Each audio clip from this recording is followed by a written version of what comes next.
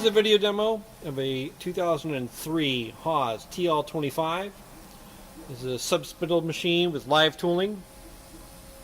This is a 30 horsepower 2-speed gearbox machine, parts catcher, tool presetter, just to name a few of the options. Right now we're going to start the inspection off with a spindle RPM of 500, and then we'll go to all the way to 3,500, starting off in first gear and then going on to second.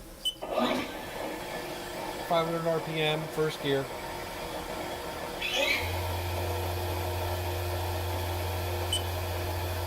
It's 1,000 RPM. It's a gear change.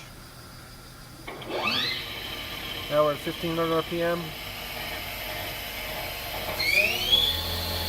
2,500 RPM.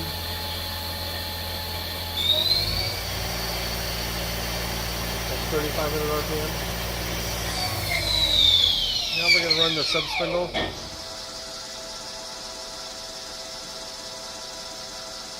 There's 1,000 RPM, and then there's 2,500 RPM.